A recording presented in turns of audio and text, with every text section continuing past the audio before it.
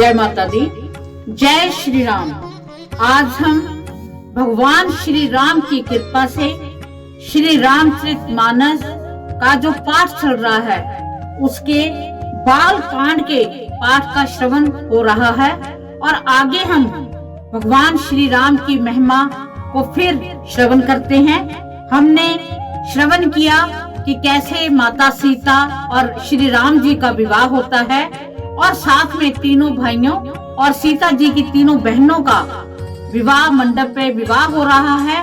कैसे राजा दशरथ और जनक जी आपस में मिल रहे हैं, तो बड़ा मनोरम दृश्य है। और आज हम मास प्राइन का 11वें विश्राम को श्रवण करेंगे। पुनि पुनि राम ही चित वसीय, सकुचत मन सकुचे न, हरत मनोहर मीन छवि, प्रेम प्यासे नैन।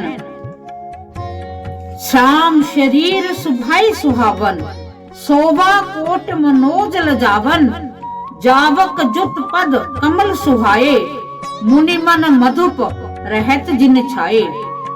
श्री रामचंद्र जी का सांवला शरीर स्वभाव से ही सुंदर है। उसकी शोभा करोड़ों काम देवों को लजाने वाली है। महावर से युक्त चरण कमल बड़े सुहावने लगते हैं, जिन पर मुनियों के मन रूपी भंवरे सदा छाए रहते हैं। पवित्र और मनोहर पीली धोती प्रातः काल के सूर्य और बिजली की ज्योति को हरे लेती है। कमर में सुंदर किंकनी और कटी सूत्र हैं। विशाल भुजाओं में सुंदर आभूषण सुशोभित है। पीला जनेऊ महान शोभा दे रहा है। हाथ की अंगूठी चित्त को चुरा लेती है। ब्याह के सब साज सजे हुए वे शोभा पा रहे हैं। चौड़ी छाती पर हृदय पहनने के सुंदर आभूषण सुशोभित हैं। पीला दुपट्टा काखा सोती शोभित है, जिसके दोनों छोरों पर मणि और मोती लगे हैं। कमल के समान सुंदर नेत्र हैं। कानों में सुंदर कुंडल हैं और मुख तो सारी सुंदरता का ही खजाना है। सुंदर भौहें और मनोहर नासिका, ललाट पर तिलक तो सुंदरता का घर ही है, जिसमें मंगलमय मोती और मणि गुथे हुए हैं। ऐसा मनोहर मोर माथे पर सो रहा है। सुंदर मोर में बहुमूल्य मणियां गुथी हुई हैं। सभी अंग चित्त को चुराए लेते हैं।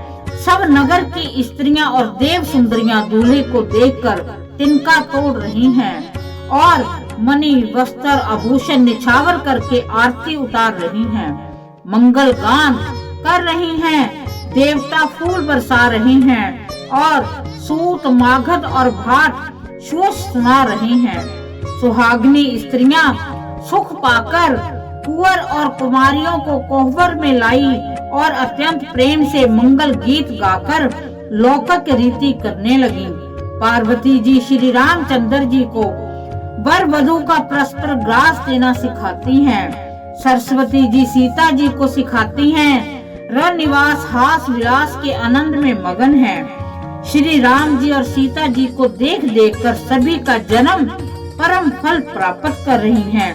अपने हाथ की मणियों में सुंदर रूप के भंडार श्री रामचंद्र जी की परछाई दिख रही है। यह देखकर जनक जी दर्शन में वियोग होने के भय से बाहु रूपी लता को और दृष्टि को हिलाती डुलाती नहीं है।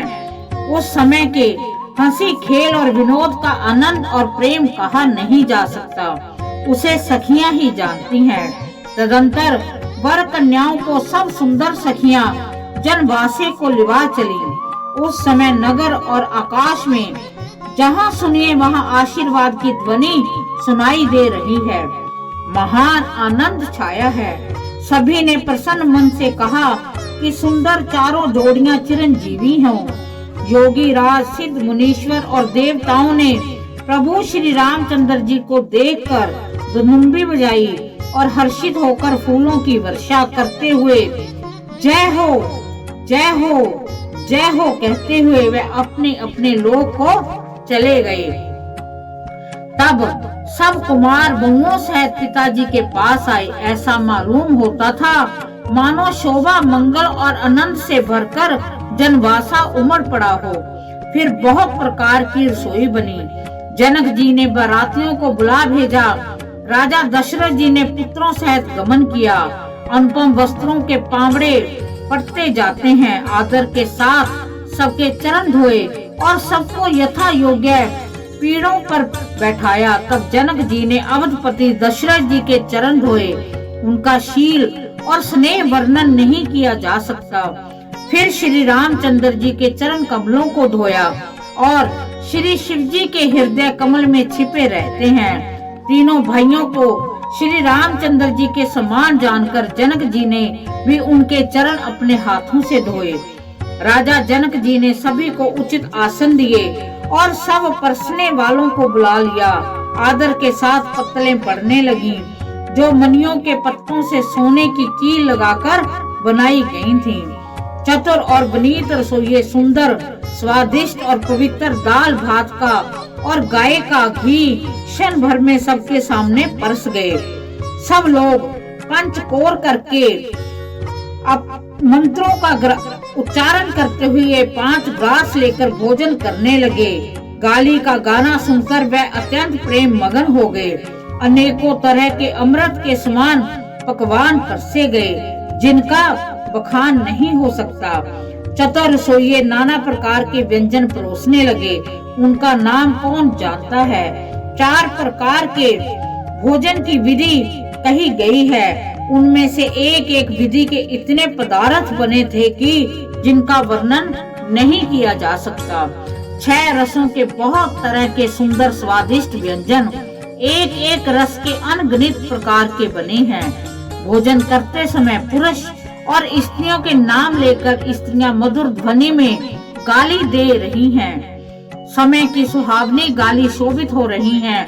उसे सुनकर समाज सहित राजा दशरथ जी भी हंस रहे हैं। इस रीति से सभी ने भोजन किया और तब सबका आदर सहित आचमन दिया गया। फिर पान देकर जनक जी ने समाज सहित दशरथ जी का पूजन किया। सब राजाओं के सिर मोर श्री दशरथ जी प्रसन्न होकर जनवासे को चले। जनकपुर में नित्य नए मंगल हो रहे हैं। दिन और रात पल के समान बीत जाते हैं। बड़े सवेरे राजाओं के मुक्तमणि दशरथ जी जागे। जाचक उनके गुण समूह का गान करने लगे। चारों कुमारों को सुंदर वधुओं सहित देखकर उनके मन में जितना आनंद है वह किस प्रकार कहा जा सकता है। वह प्रातः क्रिया करके गुरु वशिष्ठ जी के पास गए। उनके मन में महान आनंद और प्रेम भरा है। राजा प्रणाम और पूजन करके फिर हाथ जोड़कर मानो अमृत में डुबोई हुई वाणी बोले कि हे मुनिराज सुनिए, आपकी कृपा से आज मैं पूर्ण काम हो गया हूँ। हे स्वामिनी, अब सब ब्राह्मणों को बुलाकर उनको सब तरह गहने कपड़ों से सजी हुई गायें दीजिए।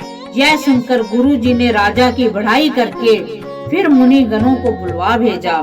तब वामदेव, देव ऋषि, नारद, वाल्मीकि, जाबली और विश्वामित्र आदि तपस्वी श्रेष्ठ मुनियों के समूह आए।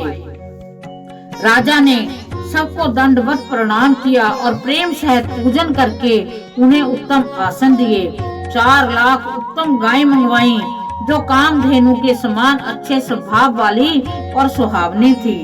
उन सबको सब प्रकार से सजाकर राजा ने प्रसन्न होकर भूदेव ब्राह्मणों को दिया। राजा बहुत तरह से विनती कर रहे हैं, जगत में मैंने आज ही जीने का लाभ पाया है। ब्राह्मणों से आशीर्वाद पाकर राजा आनंदित हुए। फिर जाचकों के समूह को बुलवा लिया और सबको उनकी रुचि पूछकर सोना, वस्त्र, मणि, घोड़ा, हाथी और रथ जिसने जो चाहा सो सूर्य कुल को आनंदित करने वाले दशरथ जी ने दिया। वह सब गुण अनुवाद गाते हुए सूर्य कुल के स्वामी की जय हो, जय हो, जय हो कहते हुए चले। इस प्रकार श्री रामचंद्र जी के विवाह का उत्सव हुआ। जिन्हें सहस्र मुख हैं, वे शेष जी भी उसका वर्णन नहीं कर सकते। बार बार विश्वामित्र जी के चरणों में सिर नवाकर राजा कहते हैं कि हे मुनिराज, ये सब कुछ आपके ही कृपा कटाक्ष का प्रसाद है। राजा दशरथ जी जनक जी के स्नेह, शील करने और ऐश्वर्य की सब प्रकार से सराहना करते हैं और प्रतिदिन सवेरे उठकर अयोध्या नरेश विदा मांगते हैं, पर जनक जी उन्हें प्रेम से रख लेते हैं। आदर नित्य नया बढ़ता जाता है। प्रतिदिन हजारों प्रकार से मेहमानी होती है। नगर में नित्य नया आनंद और उत्साह रहता है। दशरथ जी का जाना किसी को नहीं सुहाता। इस प्रकार बहुत दिन बीत गए, मानो बाराती स्नेह की रस्सी से बंध गए हैं। तब विश्वामित्र जी और शतानंद जी ने जाकर राजा जनक को समझाकर कहा, यद्यपि आप स्नेह के वश में उन्हें नहीं छोड़ सकते, तो भी अब दशरथ जी को आज्ञा दीजिए। हे नाथ, बहुत अच्छा कहकर जनक जी ने मंत्रियों को बुलवाया। वह आए और जय जीव कहकर उन्होंने मस्तक नवाया। जनक जी ने कहा कि अयोध्या नाथ चलना चाहते हैं, भीतर खबर कर दो। यह सुनकर मंत्री, ब्राह्मण, सभासद और राजा जनक भी प्रेम के वश हो गए। जनकपुर वासियों ने सुना कि बारात जाएगी, तब वह व्याकुल होकर एक दूसरे से बात पूछने लगे। जाना सत्य है, यह सुनकर सब ऐसे उदास हो गए मानो संध्या के समय कमल सुखचा गए हों। आते समय जहाँ जहाँ बाराती ठहरे थे, वहाँ वहाँ बहुत प्रकार का सीधा रसोई का सामान भेजा गया। अनेकों प्रकार के मेवे, पकवान, भोजन की सामग्री जो बखानी नहीं जा सकती, अनगिनत बैलों और कहारों पर भर भर कर भेजी गई। साथ ही जनक जी ने अनेक सुंदर शैया पलंग भेजी। 1,00,000 घोड़े, 25,000 रथ और नख के से शिखा तक सजाए हुए, 10,000 सजे हुए मतवाली हाथी, जिन्हें देखकर दिशाओं के हाथी भी लजा जाते हैं। गाड़ियों में भर भर कर सोना, वस्त्र और रतन और भैंस, गायें और भी नाना प्रकार की चीजें दी। इस प्रकार जनक जी ने फिर से अपरिमित दहेज दिया, जो कहा नहीं जा सकता, जिसे देख कर लोकपालों के लोगों की संपदा भी थोड़ी जान पड़ती है। इस प्रकार सब सामान सजाकर राजा जनक ने अयोध्यापुरी को भेज दिया। बारात चलेगी ये सुनते ही सब रानियां ऐसे विकल हो गईं, मानो थोड़े जल में मछलियां छटपटा रही हों। वे बार बार सीता जी को गोद कर लेती हैं और आशीर्वाद देकर सिखावन देती हैं कि तुम सदा अपने पति की प्यारी हो, तुम्हारा सुहाग अचल हो, हमारी यही आशीष है। सास, ससुर और गुरु की सेवा करना, पति का रुख देखकर उनकी आज्ञा का पालन करना। सियानी सखियां अत्यंत स्नेह के वश कोमल वाणी से स्त्रियों के धर्म सिखलाती हैं। आदर के साथ सब पुत्रियों को स्त्रियों के धर्म समझाकर रानियों ने बार बार उन्हें हृदय से लगाया। माताएं फिर भेंटती और कहती हैं कि ब्रह्मा ने स्त्री जाति को क्यों रचा। उसी समय सूर्य वंश के पताका स्वरूप श्री रामचंद्र जी भाइयों सहित प्रसन्न होकर विदा कराने के लिए जनक जी के महल को चले। स्वभाव से ही सुंदर चारों भाइयों को देखने के लिए नगर के स्त्री पुरुष दौड़े। कोई कहते हैं कि आज ये जाना चाहते हैं। विदेह ने विदाई का सब सामान तैयार कर लिया है। राजा के चारों पुत्र इतने प्यारे मेहमानों के रूप को नेत्र भर कर देख लो। हे सियानी, कौन जाने किस पुण्य से विधाता ने इन्हें यहाँ लाकर हमारे नेत्रों का अतिथि किया है। मरने वाला जिस तरह अमृत पा जाए, जन्म का भूखा कल्प वृक्ष पा जाए और नरक में रहने वाला जीव जैसे भगवान के परम पद को प्राप्त हो जाए, हमारे लिए इनके दर्शन वैसे ही हैं। श्री रामचंद्र जी की शोभा को निरख कर हृदय में धर लो। अपने मन को सांप और इनकी मूर्ति को मणि बना लो। इस प्रकार सबके नेत्रों का फल देते हुए सब राजकुमार राजमहल में आ गए। रूप के समुद्र सब भाइयों को देखकर सारा रण निवास हर्षित हो उठा। सासुएं महान प्रसन्न मन से निछावर और आरती करती हैं। श्री रामचंद्र जी की छवि देखकर वह प्रेम में अत्यंत मगन हो गईं और प्रेम के विशेष वश होकर बार बार चरणों लगी। हृदय में प्रीति छा गई, इससे लज्जा नहीं रह गई। उनके स्वाभाविक स्नेह का वर्णन किस तरह किया जा सकता है। उन्होंने भाइयों सहित श्री राम जी को उपटन करके स्नान कराया, बड़े प्रेम से षट रस भोजन कराया सुअवसर जानकर श्री रामचंद्र जी शील, स्नेह और संकोच भरी वाणी बोले, महाराज अयोध्यापुरी को चलना चाहते हैं, उन्होंने हमें विदा होने के लिए यहाँ भेजा है। हे माता, प्रसन्न मन से आज्ञा दीजिए, हमें अपने बालक जानकर सदा स्नेह बनाए रखिएगा। इन वचनों को सुनते ही रणनिवास उदास हो गया। सासुएं प्रेम वश बोल नहीं सकती। उन्होंने सब कुमारियों को हृदय से लगा लिया और उनके पतियों को सौंपकर बहुत विनती करके उन्होंने सीता जी को रामचंद्र जी को समर्पित किया और हाथ जोड़कर बार बार कहा, हे तात, हे सुजान, मैं बलि जाती हूँ। तुमको सबकी गति मालूम है। परिवार को, पुरवासियों को, मुझको और राजा को सीता प्राणों से भी समान प्रिय है। ऐसा जानिएगा कि हे तुलसी के स्वामी, इसके शील और स्नेह को देखकर इसे अपनी दासी करके मानिएगा। तुम पूर्ण काम हो, सुजान शिरोमणि हो और भाव प्रिय हो।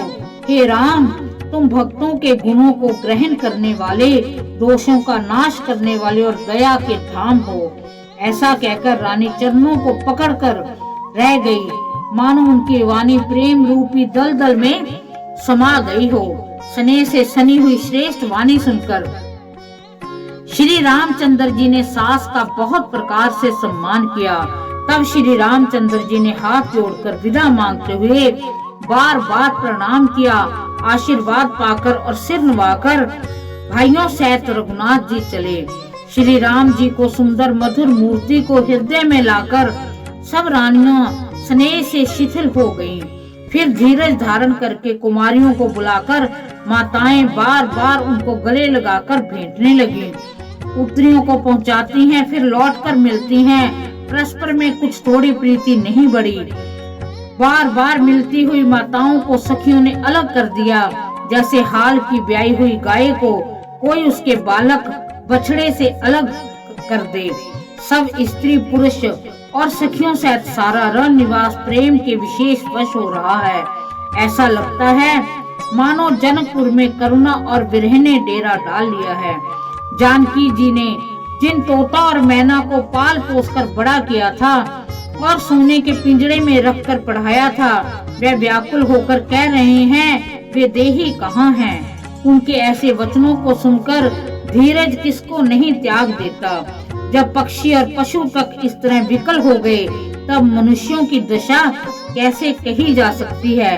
तब भाई सहित जनक जी वहां आए और प्रेम से उमड़कर उनके नेत्रों में प्रेम अश्रुओं का जल भर आया। वे परम वैराग्यवान कहलाते थे, पर सीता जी को देखकर उनका भी धीरज भाग गया। राजा ने जानकी जी को हृदय से लगा लिया और प्रेम के प्रभाव से ज्ञान की मर्यादा मिट गई। ज्ञान का बांध टूट गया। सब बुद्धिमान मंत्री उन्हें समझाते हैं। तब राजा ने विषाद करने का समय न जानकर विचार किया। बारंबार पुत्रियों को हृदय से लगाकर सुंदर सजी हुई पालकियां मंगवाई और सारा परिवार प्रेम के विवश है। राजा ने सुंदर मुहूर्त जानकर सिद्ध सहित गणेश जी का स्मरण करके कन्याओं को पालकी पर चढ़ाया। राजा ने पुत्रियों को बहुत प्रकार से समझाया कि उन्हें स्त्रियों का धर्म और कुल की रीति सिखाई। बहुत से दासी दास दिए जो सीता जी के प्रिय विश्वास पात्र सेवक थे। सीता जी के चलते समय जनकपुर वासी व्याकुल हो गए। मंगल की राशि शुभ शकुन हो रहे हैं। ब्राह्मण और मंत्रियों के समाज सहित राजा जनक जी उन्हें पहुंचाने के लिए साथ चले। समय देखकर बाजे बजने लगे। बारातियों ने रथ, हाथी और घोड़े सजाए। दशरथ जी ने सब ब्राह्मणों को बुला लिया और उन्हें दान और सम्मान से परिपूर्ण किया। उनके चरण कमलों की धूली सिर पर धरकर आशीष पाकर राजा आनंदित हुए और गणेश जी का स्मरण करके उन्होंने प्रस्थान किया। मंगलों के मूल अनेकों शकुन हुए। देवता हर्षित होकर फूल बरसा रहे हैं। अप्सराएं गान कर रही हैं। अवधपति दशरथ जी नगाड़े बजाकर आनंद पूर्वक अयोध्यापुरी को चले। सुर पर सून बरसे हर्ष, करें अप्सरा गान, चले अवधपति अवधपुर, मुदत बजाई निशान। तो हमने भगवान श्री राम की विशेष महिमा का पाठ श्री रामचरितमानस में से बाल कांड के उस पाठ को करा जिसमें कि कैसे सखियां उनको गालियां देकर मजाक करती हैं, बड़ी प्यारी ही महिमा है इनकी, और कैसे दशरथ जी उनकी गालियों को हंसी में लेते हैं। भगवान श्री राम मनुष्य जन्म में जब उन्होंने मनुष्य का जन्म लिया तो कैसे उन्होंने लीलाएं की, कैसे उन्होंने जनकपुरी के एक एक व्यक्ति को मुग्ध कर लिया, कैसे माँ सीता को जनक जी की पत्नी ने शिक्षा दी, उनकी सखियों ने शिक्षा दी कि अपने पति की जिस हाल में वो हैं उसमें ही आपने रहना है, उनकी खुशी में आपकी खुशी है। तो बड़ी हमें रामायण से बड़ा कुछ सीखने को मिलता है। यहाँ तक कि ऐसा माताओं का सोचना कि ये स्त्री जात ब्रह्मा जी ने बनाई ही क्यों है, क्योंकि जो बेटियों का बिछोड़ा है वो बहुत कहीं ना कहीं बड़ा करुणा भरी बिछोड़ा होता है, क्योंकि जब पाल पोस कर बड़ा करते हैं बच्चे को और वो जब एकदम जाता है तो दिल खाली सा हो जाता है। ऐसे ही सीता जी ने जो तोता मैना पाले थे उन्होंने भी पूछा कि वो हमारी सीते जी कहाँ हैं। तो कहने का भाव पूरी की पूरी जनकपुरी में ऐसे हो गया कि जैसे बहुत कुछ छूट गया हो। सभी प्रेम मगन तो हो ही रहे थे, उसके साथ वियोग के लिए कुछ दुखी भी थे, और वो इस आनंद को भी प्राप्त कर रहे थे कि भगवान श्री राम और उनके तीनों और भाइयों का, चारों भाइयों का हमें दर्शन करने को मिले। और जनक जी ने कितना उनको धन धान्य, पशु घोड़े पालके कितना कुछ उनको दिया रत्नों कि ये एक बड़ी अनुपम बारात, अनुपम दुल्हन, अनुपम दूल्हा, बड़ा बहुत मनोरम हमने कथा को कथा ही है रामायण के उस भाग को श्रवण किया है जिससे हमें भगवान श्री राम की विशेष कृपा प्राप्त होगी। तो हमने विदाई तक इनका जो श्रवण है वो कर चुके हैं। तो हम भगवान श्री राम से प्रार्थना करते हैं, माँ सीता जी से, कि वो हमारे ऊपर अपनी कृपा दृष्टि भरा हाथ रखें और हम उनके चरणों में बारों बार करोड़ों बार वंदन करते हुए उन्हें नमस्कार करते हैं। जय श्री राम।